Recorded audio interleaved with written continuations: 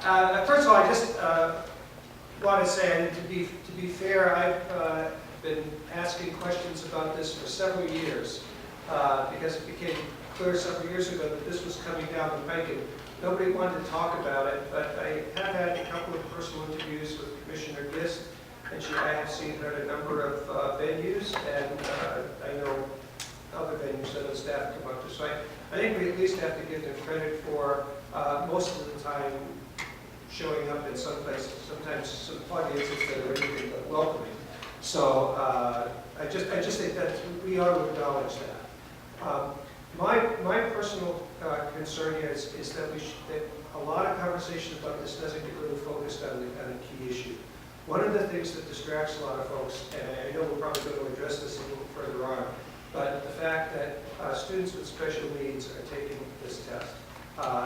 In my mind, that's crazy. As a father who had one daughter who had a learning disability, I know what it's like to sit at the kitchen table at night after working all day for 2 to 3, sometimes 4 hours to get ready for a test or just to finish homework. And the pressure that puts on a family, and what kind of pressure this test puts on a young person who has those kinds of learning challenges. It's cruel, and I understand it may mess up some statistics, but we ought to be able to figure out a way around that. We're smart enough to figure out a way around that, that some of these students who we know haven't really got a shot at this test. Look, the math test, you already talked about so many people who fail, is based on Algebra 1 and geometry. Give me a break. I know plenty of people who are smart people who went to college who, broke out in a cold sweat taking algebra and geometry. It's not like we're talking basic computation. But for me, my fundamental concern, and what got me engaged in this several years ago and trying to have conversations with people, is one of moral justice. If you know from the get-go that there are groups of people, groups of students, who are going to fail this test in huge numbers, then you have to say to yourself, something is wrong with the system.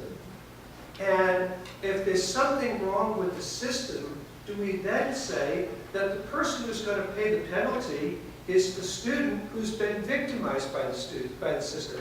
And we're really double victimizing people. We're putting some people in some school systems that for whatever reason aren't getting the job done. And then we're saying because you're in a system that's not getting the job done, we're also not going to allow you to graduate.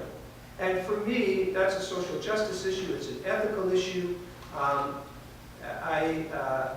think that, and I'll finish with this because I do want to stick to my time. I'm a Baptist preacher, but I try to stick to time. It seems to me that everyone in this conversation realizes that we have failing school systems, and that there's a lot of concern about helping move students forward. That's to all of our advantage. There's no question about that. The question really becomes, is adopting a standardized test the strategy you're going to use to get you to overcome what is a very complex problem? And we know the reality is that the biggest pockets of the challenge are in areas where there's poverty. And poverty is the villain here, not the students, not the teachers. We all want this 30-second soundbite that says, there's the problem, we can nail it that one little thing, and if we clear that up, everything goes away. It's not that simple. And a standardized test as a graduation requirement doesn't get us any closer at all to solving what is the fundamental problem. And it is a justice issue. It's an issue around poverty. It's an issue around fairness.